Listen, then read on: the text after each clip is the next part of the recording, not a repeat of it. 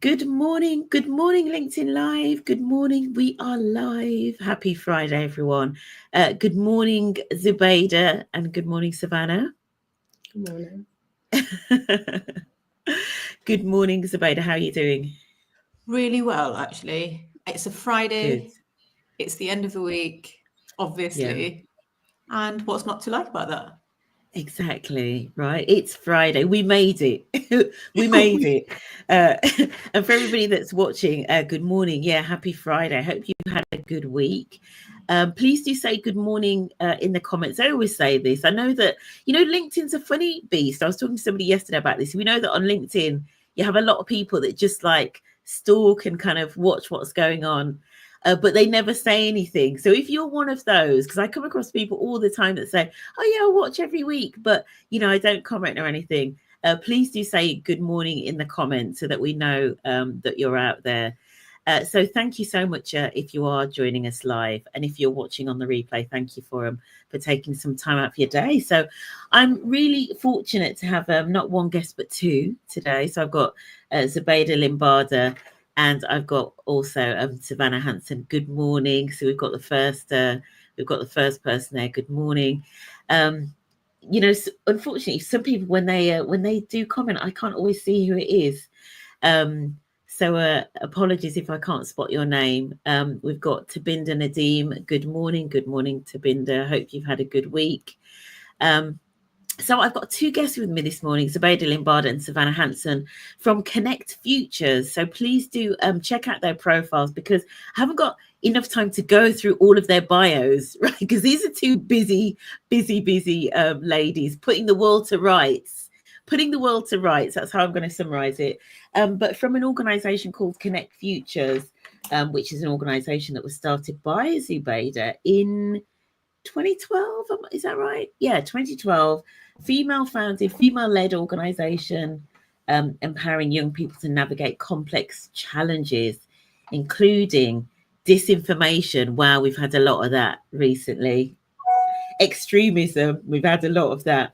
Anti-racism, hate and violence. So you guys are at the sharp end of the stuff that's going on in society. Just tell us, before we dive into this morning's conversation, which is around the future of D&I through the lens of what is it that Gen Z are looking for in the workplace. Just tell us a little bit about Connect Futures and how that came to be.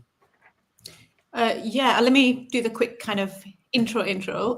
So there's two of us, it's myself and Dr. Laura Zara McDonald, and I think we were in our respective workspaces. I used to work for the council, she used to work for the university in Birmingham, and I think it was about the perception of communities being done to rather than done with, in the backdrop of a lot of the kind of the negative headlines around extremism, but also kind of communities impacted.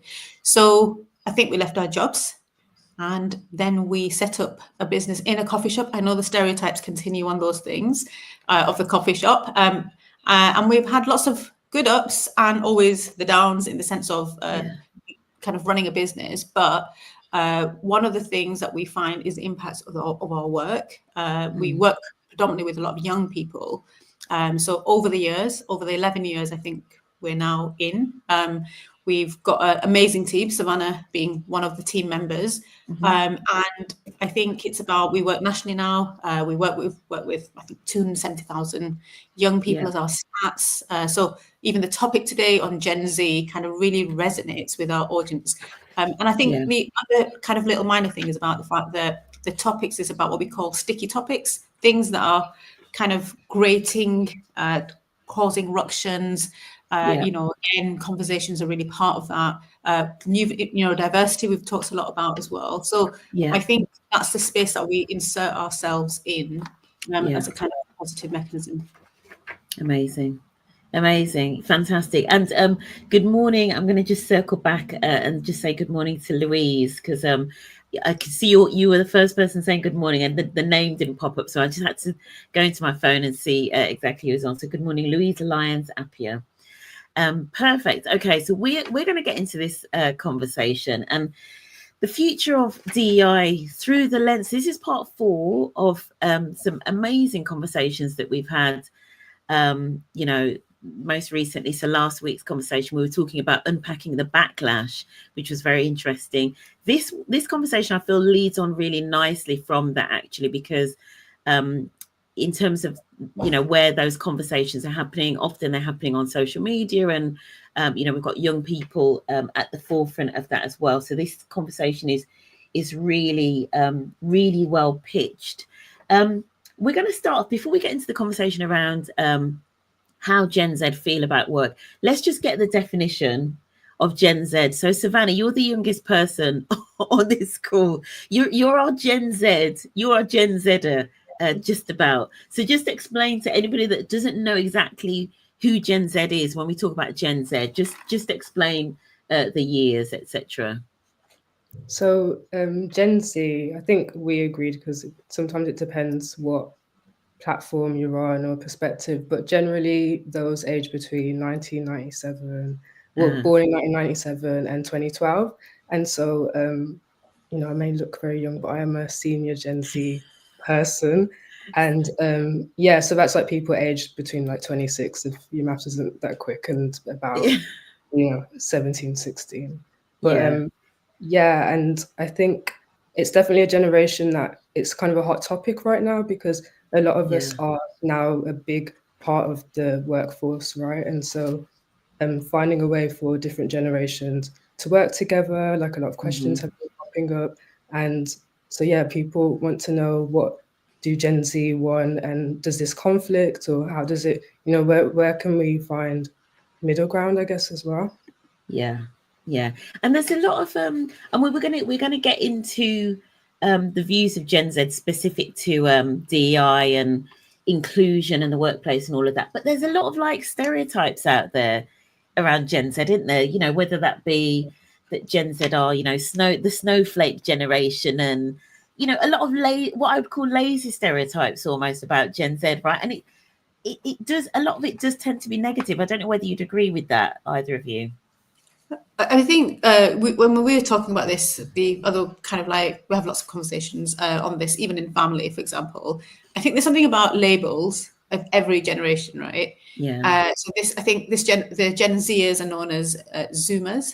And again, lots of words being thrown in terms of pandemic, the TikTok generation, and again, in terms of the economic backdrop of what they faced. And again, Savannah, jump in if I've got anything wrong there, but just things like the impact of the economy and the political impact of kind of what's happening in our backdrops globally. So in the UK, for example, with Brexit going on, with the kind of environmental, as some would say, catastrophe, and the climate justice kind of aspect, social justice, rising rent, mortgage rates. And as Savannah's just mentioned, they're entering the workforce, but they've also kind of like come in. So when we had COVID, in terms of how they use technology as part of a learning, but also kind of an entering into the workspace of what they've been familiar with, and what we expected them to be familiar with. So we kind of like, oh, you guys know how to use tech better than we do.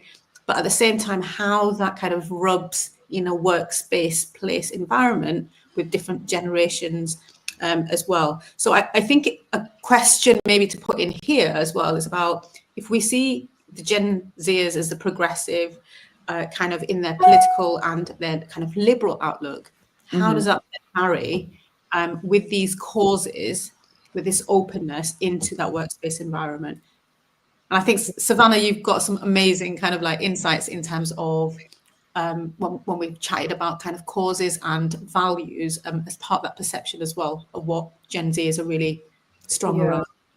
I think what you said, Cheryl, about being kind of labelled as snowflakes, it's something in my mind around how every generation had their thing, right, that they cared about, perhaps. And but with, I think, Gen Z, there's something about being brought up online and being exposed to a lot of different things, and especially like with climate change and the pandemic, it was there's a sense of urgency. We saw the uprising, like, you know, Black Lives Matter again as well. And so I was in that time when I was at university, the pandemic was happening, and a lot of us felt like the world is chaotic, and a lot of the things that we had planned were almost kind of robbed, like almost just grabbed out of nowhere. And there's something about seeing how unpredictable and volatile the world is, how life is, And so I think that's why a lot of Gen Z are kind of this element of, seize the moment, being purpose driven, because you actually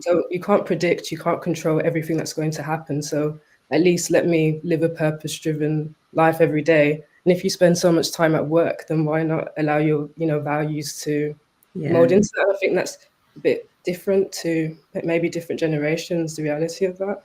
Absolutely. Wow. So well, yeah, definitely. Yeah. Gosh, you've gone deep already, Savannah. You've taken us there already. Morning conversation. I'm impressed. Yeah, no, you've really, I think you've kind of nailed it on the head almost in that, as you described it there, all of the uncertainty that people have faced and how it impacted their plans. I remember, around 2020, everyone was like, 2020 is going to be the year that we do, whatever. And you're right, to have all of that then dashed, and then people then really reevaluating. And I guess, as you say, reevaluating at a time when you're very young and you maybe not got the commitments and, all of that, the trappings of life and mortgage and all of that, it would possibly make you really reevaluate, what am I here for? What is this about? How do I create more meaning in my life, and how do I get more meaning out of work? So, I can see how that would have a massive impact on you if you are of a certain age where you maybe don't have all of the, financial commitments and family commitments and all of that at the same time. Really interesting. Yeah.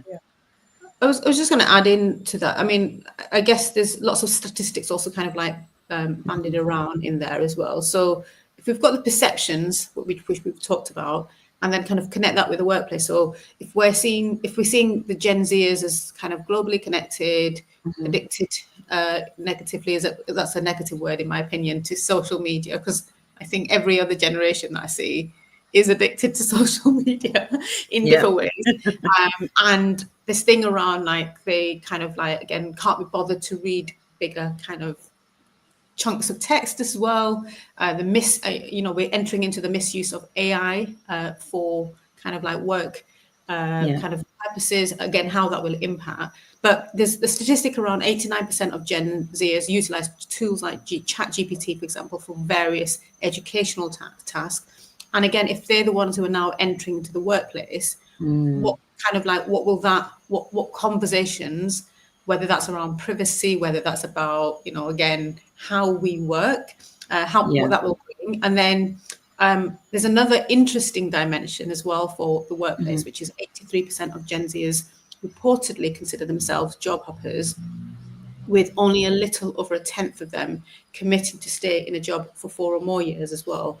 So, but I think there's a word of caution, I think, with a lot of the kind of research that's out there, which is perceptions. So like when we have these perceptions and stereotypes, not to define in anything in life, generationally, but also kind of like these are, as you both mentioned, in terms of younger individuals with kind of they're entering into. So the kind of, not letting that stick generationally is also important when we talk about stereotypes and kind of that reality. Absolutely. AI, I'm actually wondering when, Gen Z use AI a lot more, and maybe the conversation's more how to use it as opposed to like the fear that often comes around it, understandably. I'm also thinking about all what's coming out with how AI affects the climate and whether that will conflict with like our priorities as well. And so there's something about the way all these different things intersect as well that I think no one really has the answer to yet. Yeah, absolutely. Let me just dive into the comments briefly. So Alicia, good morning, Alicia Monroe. Good morning. 65% of my team are Gen Z or Gen Z, as Savannah says, and would love to learn more as they add real value to our perspective and achievement, which have been very data driven. I love that. Yeah, it's all about getting those different perspectives, which is what's so great about multi-generational teams, right? And then Louise as well said, love this point. I think Gen Z are often given negative labels about being untraditional or the whole working from home thing. Lol. We just know that these jobs don't last the way they used to, and AI is changing the way we work anyway.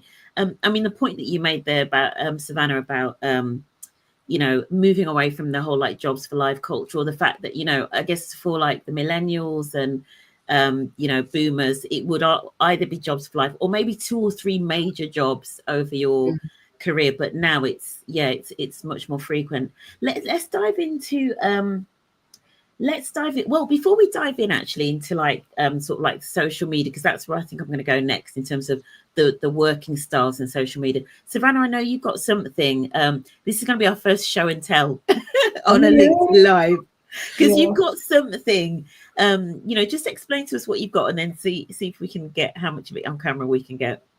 Yeah, so like as Youth Engagement Officer at Connect Futures, I do a lot of work with, young people and professionals about how to understand each other. And one of the projects I've been doing recently, which has been really enjoyable, has been working with a group of girls in Cardiff and on a leadership program. And, part of it, we spoke a lot about social issues and how to, be an ambassador of the things you care about and to do it in a healthy way. But also we spoke about, what does make a good leader. And I just thought it was really interesting how some of the girls interpreted what good leadership was by the end of the course. And first of all, I have actually a picture that one of them did. So all the groups had to kind of draw firstly a perfect leader, and then the attributes I had, if you can see that. I love that it's a leader with a bow in her hair, but go on. What was some of the key attributes? First of all, about it was a girls' college, and so I don't know if that's why all of the leaders that they drew were women, but there's something about that was interesting. But also the traits. So, often when we think of leadership, there's like being decisive, resilient, etc. But there's stuff here about being like very kind and humble, sensitive, selfless, fair, brave. A lot more than maybe like the typical things. Like a lot of people said, intelligent and multilingual and things like that. But it's very interesting how they thought this is what, I think it's friendly. Like media, that's not necessarily what we would associate with like, a leader, but that's what 16, 17-year-olds were saying they think. That's really interesting because, the strong leader type, that the political climate right now is about strong leader and how that fits in as well. My guess is that would be very different if the group were 30 years older.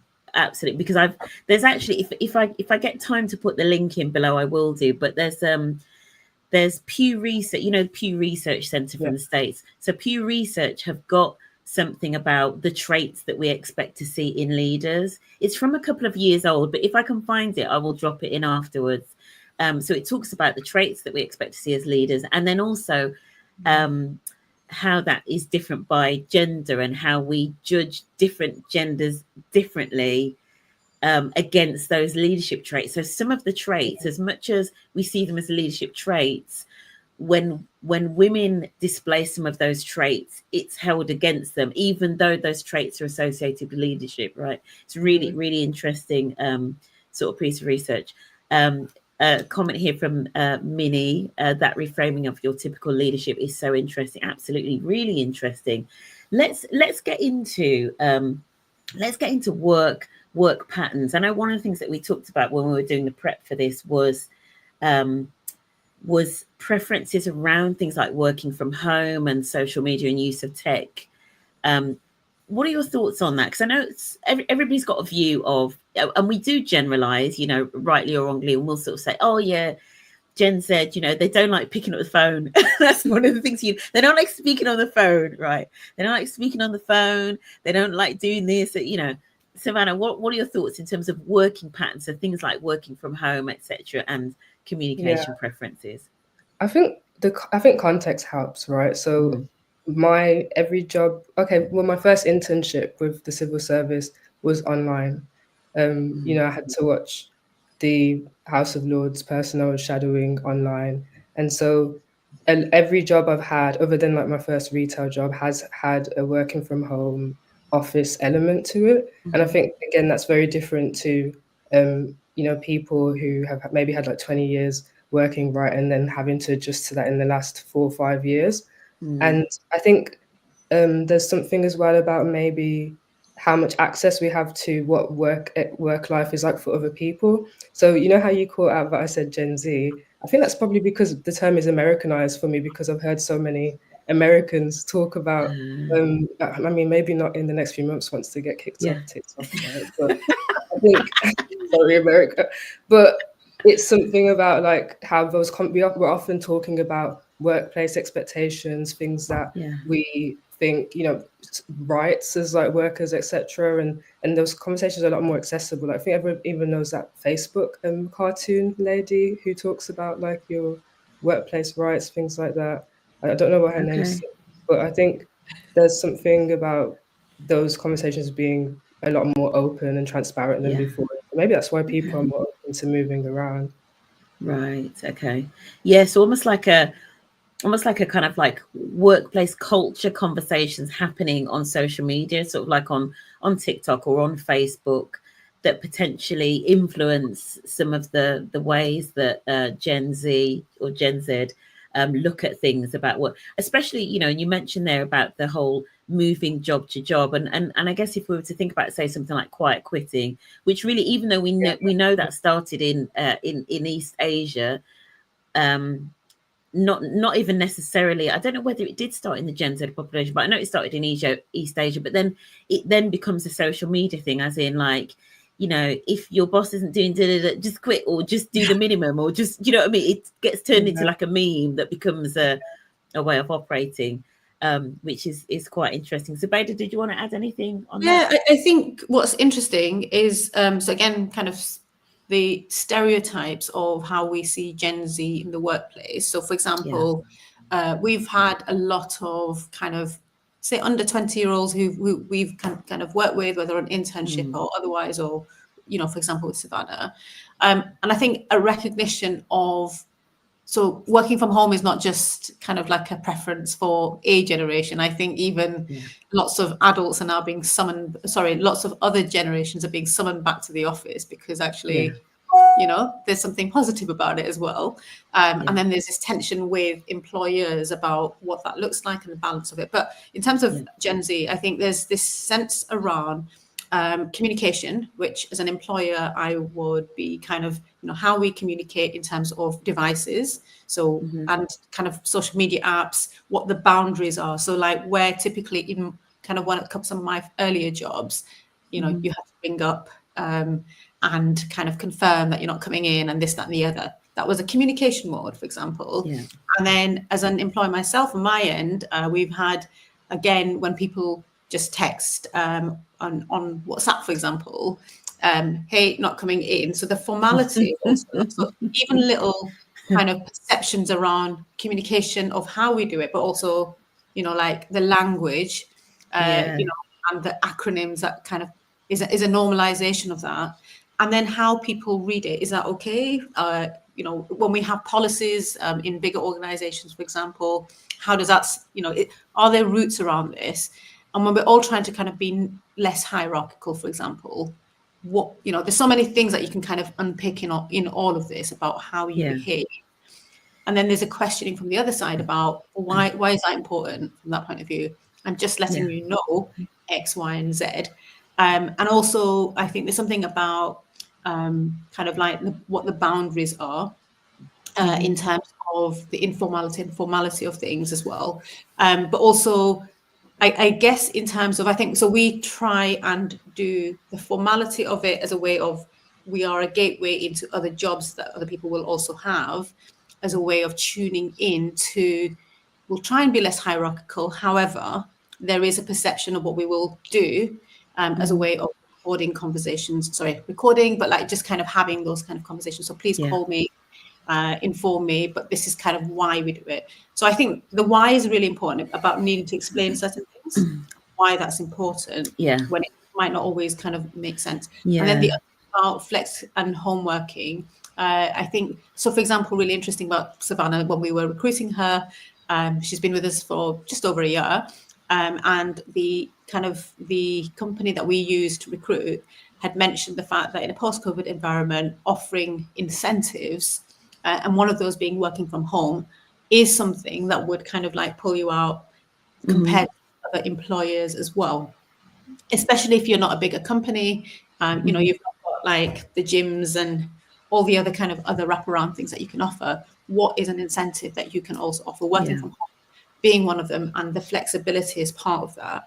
So I think there's a readjustment in the market, but also kind of like how employers, big or small, are responding to it. That's equally important. And then the kind of essence of, I remember in Savannah's interview, for example, the reason, and Savannah, please expand on this in terms of the causes. So what does a social cause look like in terms of aligning with values, why that would be important? And a lot of people that we interviewed for that have mentioned that. So again, I like going back in my own generation, kind of stereotype, that's not a question I would have asked. So like, it's not something it was about, the importance was about entering into the workplace. And then the first job or the first two jobs would be like this, but the perception is about entering into the workplace. And actually, if you had a great employer with social values, because I think we all wanted to work in kind of environmental causes or, you know, organizations that we kind of felt aligned with, but that was the reality for us, was that's not where you're going to go as well. So it's just interesting on that reframing. I wanted to come back on something that you said about the formality versus informality, because I think that's a big one, because I've seen that when I've been involved in certain things where, for example, we're trying to pull in young people into it, say. And I'll have told some people about this, but I won't reveal sort of the organization, otherwise people will figure it out. But I would have to like approach young people and say, you know, there's this great opportunity. Do you want to be involved? And sometimes, you know, I'd frame it like that. And sometimes the individuals were recommended to us, right? So I'd send them a note, and sometimes, so I'd write this, you know, long email, and sometimes I'd get 3 words back from a Gen Zer. And the 3 words would be, "Is it paid?" That was it. Yeah, you're joking. Is it paid? No, but I was going to say something. I was like, you know, honestly, like there's something about being known as the digital natives, right? Growing up online, etc. But also not. Does that mean that we know how to construct an email? Not always. And so I think, with the formality points as well, I think one reason that might be happening is because, again, this merging of, or not wanting to separate who you are outside of work with inside of work, right? And I think when I've worked with senior leaders before, and I've, you know, when you get a bunch of professionals to draw, oh God, like, you know, you can't write, you have to draw, but draw kind of a mask of like who they think they are at work, who they are at home. It's often very different. Whereas I think our generation tend to want to merge them and it to be the same. And so that's not to say, obviously there is merit in how you articulate yourself. Professionalism, I think it's a skill that we should focus on, but also leading with curiosity as to like, oh, why did, you know, you communicate in this way, or oh, because I'm really comfortable, or because that's just how I speak. So what I'm hearing is that, and when I reflect back, I think what we're saying is Gen Z are potentially more authentic, or want to be more authentic. I mean, at the end of the day, this is what we've been saying to people for years, right? Especially those of us in this line of work have been like, bring your authentic self to work. So when your Gen Zers bring their authentic selves to work, right? Be ready for it. Right? Be ready for it. The other thing I want to say as well that I think links with it, and this is it links into actually next week's conversation, because I think that socioeconomic background has something to do with this as well, potentially, because you will have some Gen Zers who, if they're from a family, for example, of working professionals, right, they may already have done things like a work experience or something, you know, when they were younger. So actually they may actually be a little bit more used to the working environment, because you may have 2 Gen Zers in your team and you'll be like, well, that one over there, you know, she's only 20 years on, she knows how to write a good email, and then I've got this boy over here who's 22 and, you know, he doesn't know how to write a sentence, right? It could be, there could be actually an intersection with socioeconomic background as well, that means that you've got a fresh Gen Z who has no kind of corporate or business experience, and so you're just getting like the raw talent, right? It's not necessarily that they're not capable. Yeah, Gen Z is the most diverse generation yet, right? And so you're going to get people from a lot more different backgrounds trying to find a way to work together. And I think there's something about how it's great that there's been accessibility to these different opportunities. And so how do you create like an equitable way to support everybody in the way that they need? A lot of people are breaking those barriers and being the first in the families probably to access spaces that they haven't before.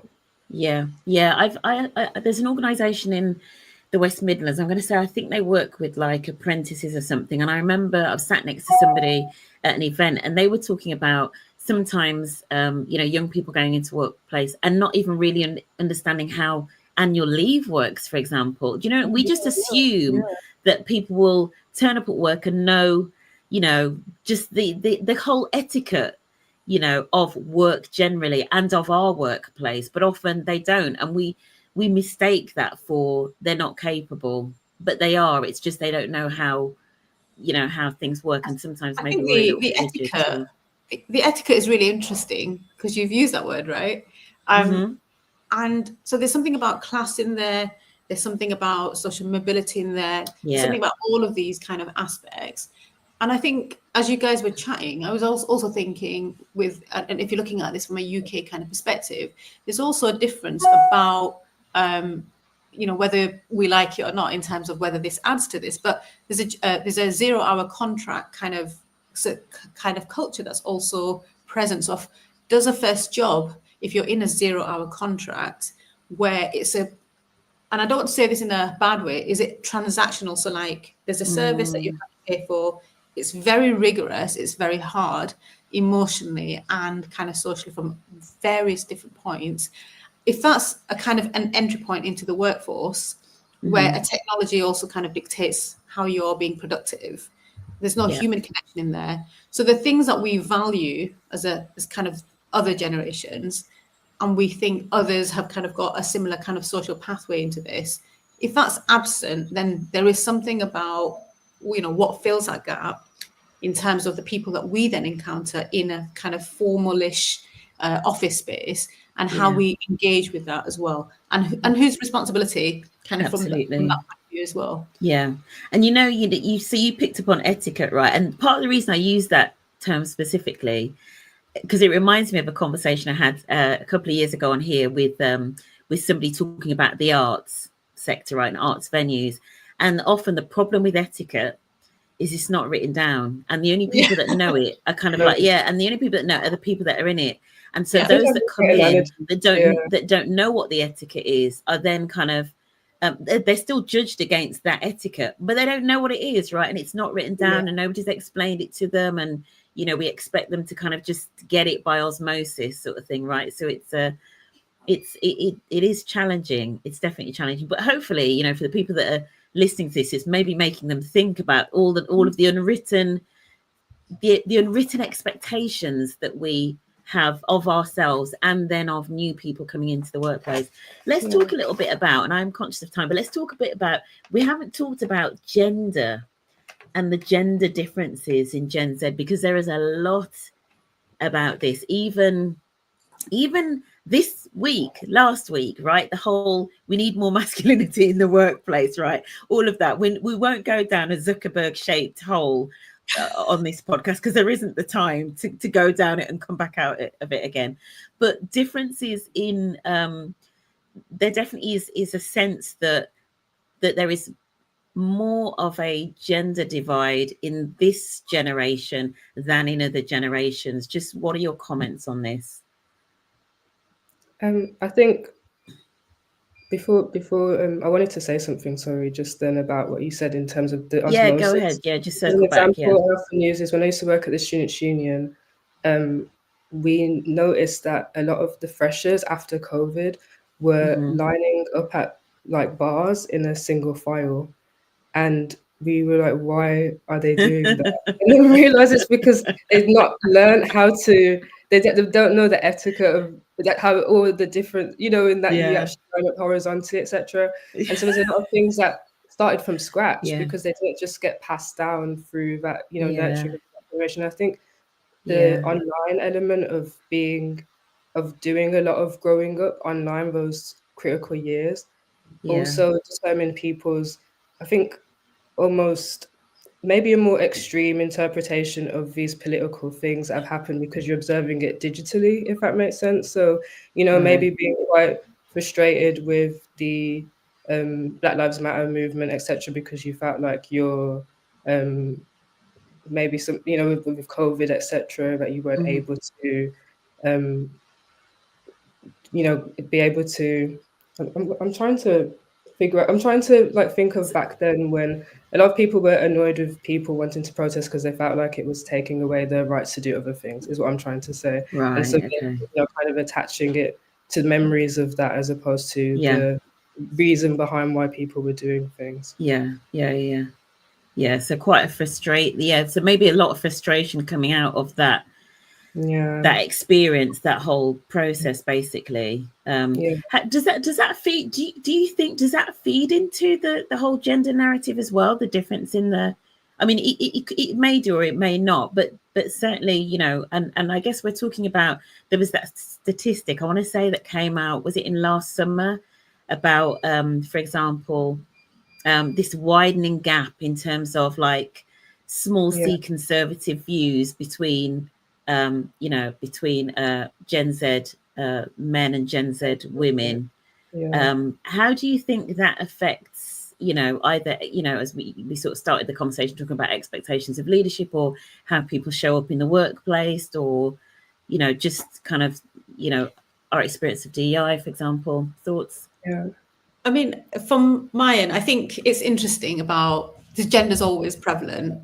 So gender as we know it in terms of how we approach it as employers or as employees or just an observation, is it very, very different would be a big question mark that I would have, for example. So like the kind of the perceptions, the experiences, the divides. So I would argue that the kind of the entry into the workplace, you do have lots of conversations. We have lots of conversations, but I'm kind of trying to think, is that because of the nature of the work that we do, where we are exposed to, and you know, dare I say the name of Andrew Tate, for example, because we recognize their name, and how that translates when we have to have a hidden face of, I like this guy.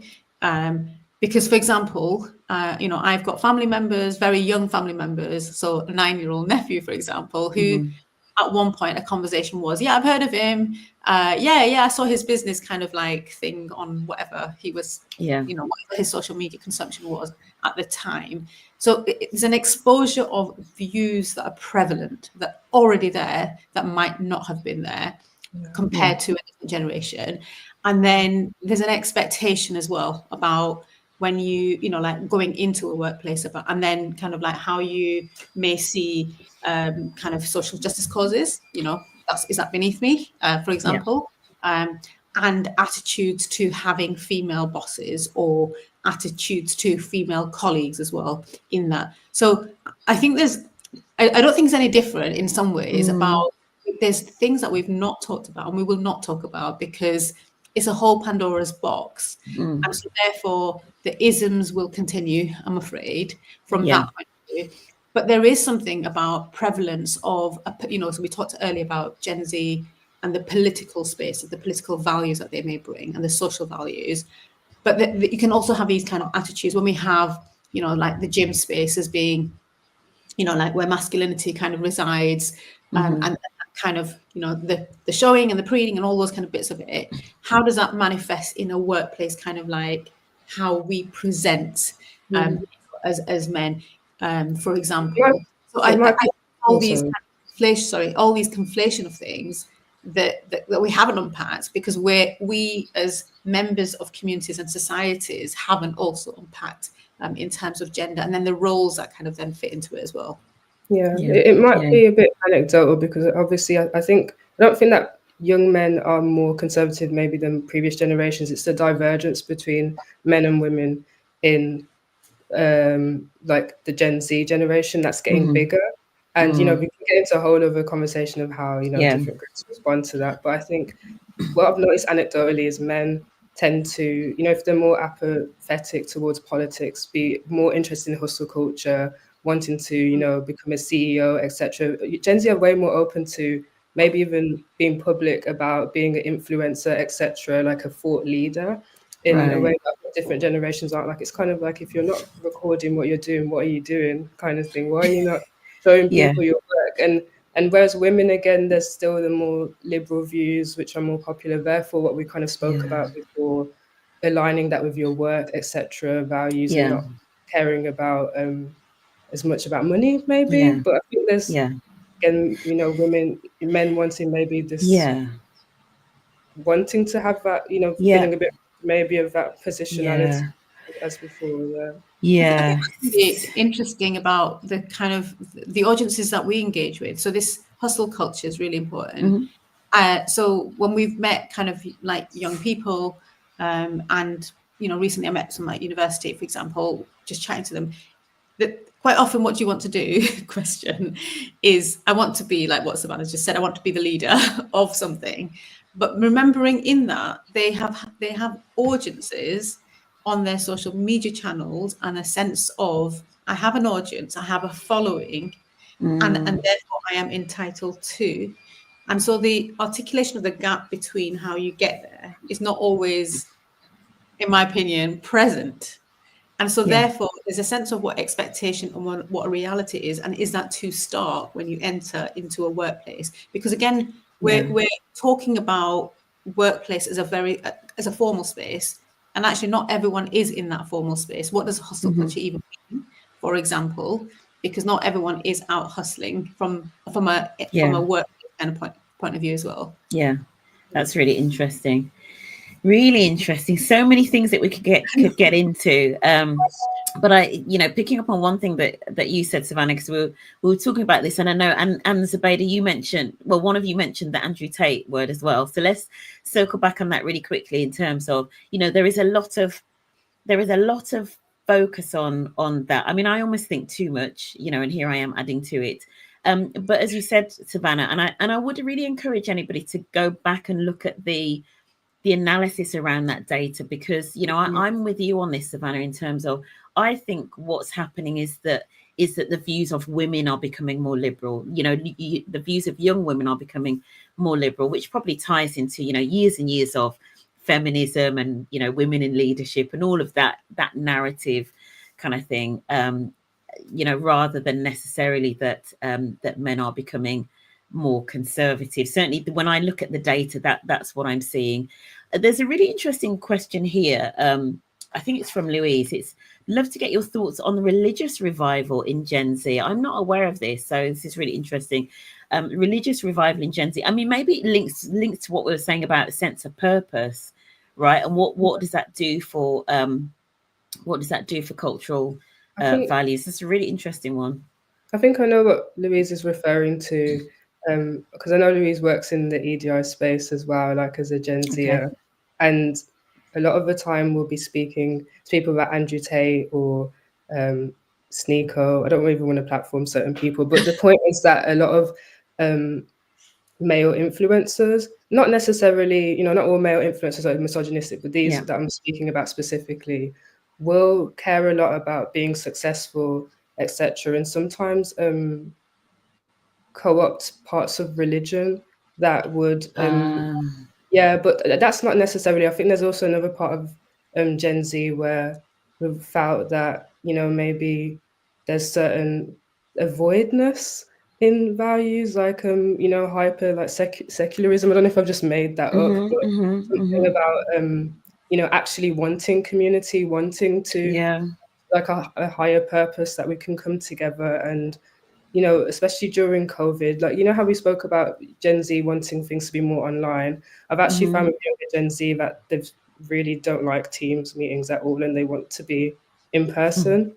And they miss actually making friends because they've missed out on that. And I think there's something about being a part of a religious community that brings that, and these values that people share together, and probably a rejection of individualism as well, and wanting to really do something positive for the world, which often comes with being a good person in a lot of religions, right? Yeah. I love that. I mean, Savannah, you know, you said about you said about you know, Gen Z not liking Teams. I don't think anybody really likes Teams meetings, do they? Like, if we were really honest, right? you know, if we were really, really honest, if we, you know, who really likes, you know, being stuck all day on Teams calls? Yeah. You know, it's a very unnatural to do it all day. It's a very unnatural way of communicating. That's just my personal views anyway. Sorry, Zubeda, what were you going to say? No, I think this bit around, again, like yourself, I'm not really aware of a religious revival per se. I think it's more about, is it a sense of community? And I feel there's lots of community groups. And when I say groups, I just mean like whether it's a gym group or whether it's, you know, activity group where you are meeting other people groups. I feel that's the sense. There's a community that seems to be absent of where we would typically meet on a kind of level. And the impacts, so like in my kind of framing of my generation would be post-COVID, there's lots of mental health kind of issues being mentioned. I don't think it's just a Gen Z thing, but also kind of like we need to do more of, because I'm finding it difficult to make friends. I'm finding it difficult to do X, Y, and Z. So the sense perhaps of kind of looking to things like religion, and which I don't think is a bad thing. I think it's just kind of part of seeking something and a meaning and a value in a world as well. So kind of not to get deep, but it does link back to what I said about the purpose thing, and my kind of mini journey of trying to figure that out for myself has meant a lot of, you know, tapping into parts of my religion and how I've grown up and that spiritual side. You know, and then people wanting to bring that to work and expecting that workplaces will respect that as well. Yeah, and that links on really beautiful. And we've had some amazing comments. I mean, I'm just as literally we're scrolling through. We've got one from Sophia Nichols. Good morning, Sophia. Sophia said, Savannah, spot on. I saw this for my son. I believe this has had an impact on that generation and mental health.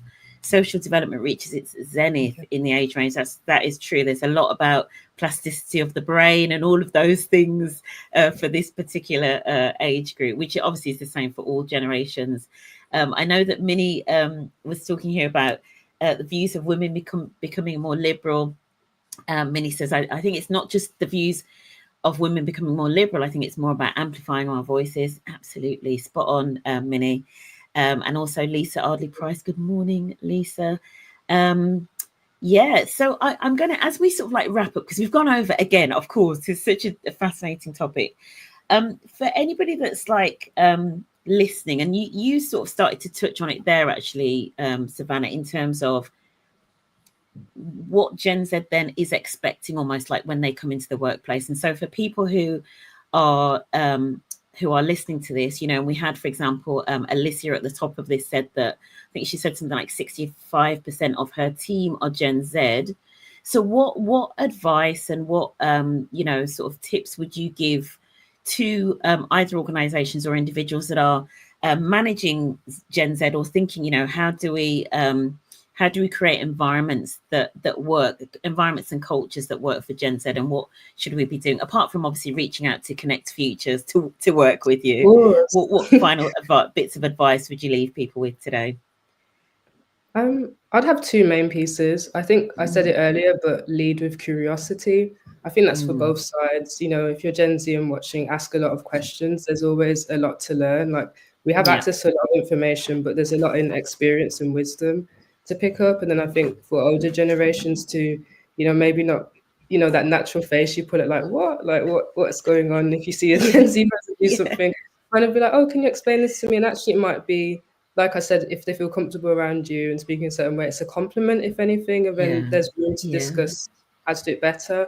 And I think the second one being to prioritize authenticity over optics, because we didn't really get to touch on it too much. But I think when Gen Z feel like you're doing like DEI or something just to cover yourself, or just to, you know, just to make things look good, what we call like sometimes greenwashing, pinkwashing, etc. It reeks of like, we don't like the showy stuff. We like it to be real, legit, embedded into everything that, you know, organization, etc. does. And that's what they're there for ultimately, I'd say. Absolutely. I love that. Authenticity over optics. Authenticity over optics, man. No performance here. Okay, Zubeda, your final thoughts in terms of a piece of advice. Yeah, I think it's about adaptability. I feel if we don't want to lose good people, good employees of our futures, I think it's about just being open, but in a kind of this curiosity, but also kind of like what practically that could look like as well. But there's kind of like, again, it's explaining. I think for me, with the kind of the Gen Zers that we've come across, it's about trying to understand better, but also kind of like explaining why, from your perception of, you know, why a process may exist, for example, explaining it rather than assuming, well, of course, why don't you know this, for example. And I feel that the values that Gen Zers bring is a really good challenge for all of us, because again, not separating the work and the environment that we live in is also kind of important for all of us. So I think being called out is a good thing. It's what you do with it from that point of view. It is kind of like part of how we work together. This isn't kind of, in some ways, you can say it's not rocket science as such, but also kind of like, I think a question for me, a really open question, is about what will that level of technology and the kind of the AI space, what will that look like with a different generations that will be part of this? So in terms of, if we're talking about digital natives right now, what will the next generation's digital challenges in the workplace also be as well for all of us? Absolutely. Yeah, absolutely. Yeah, digital natives, for anybody that doesn't know, that's one of the terms that's used for Gen Zers, right? Digital natives, because they're kind of born swiping iPads. Literally, they come out of the womb, they're swiping an iPad. And I had a pink Motorola, all right? So the older generation took a while. And then, yeah, while we're there with our flip phones. No, that's actually amazing. Just Sophia's put a comment here. One thing I would say is Gen Z can smell authenticity and they thrive in authentic spaces. Speaking from experience, I think it's definitely true. I mean, you this probably is my one biggest takeaway actually from this, is the bit about the authenticity. And I can't help but think those of us that have been talking about bringing your whole selves to work, we need to really like check ourselves. And when we see somebody being authentic, assuming it's not inappropriate or rude or disrespectful or whatever, right? But I think we need to think about what does that really mean, and what does it look like for somebody, for example, coming in new into the workplace. And then what you were saying, Zubeda, about the tech and the use of AI and all of that. There's so much change coming into the world of work anyway, right? As a result of work, as a result of working days. You know, the recent study coming out of Iceland again about the success of the 4-day work. A lot of people are predicting that the 4-day work week is going to be pretty much standard from like 2030 or something, right? So working patterns, ways of working are massively changing. So when we have Gen Z come into the workplace and they start to like ask, well, why do we do things like that? And why is it like that? Let's not be so defensive of the status quo, because actually things are changing massively, right? So that's probably one of my leaving thoughts. But thank you, honestly, Zubeda and Savannah, thank you so much. Where can people find out more about Connect Futures and the work that you do, and get in touch with you guys? The easiest way is go on the website, connectfutures.org, and find us on LinkedIn as well, actually. So we would be very, very happy to chat. And Savannah will give beautiful insights as well. That's amazing. Thank you so much for joining. Everybody that's been live in the chats, thank you so much for all of your insights, especially if you've stayed with us since the start, because I know these chats, they're getting longer and longer, but it's down to the amazing guests and also your engagement in the comments as well. So thank you so much for joining us if you've joined us live. And if you're watching on the replays, I know some people do when they've got a spare hour in the day. Thank you so much for taking some time to check out this conversation. And I hope it's been really beneficial. Right. So thank you again, guys. And have a fantastic weekend. Thank you. Thank you. All right, let's see if I can end this.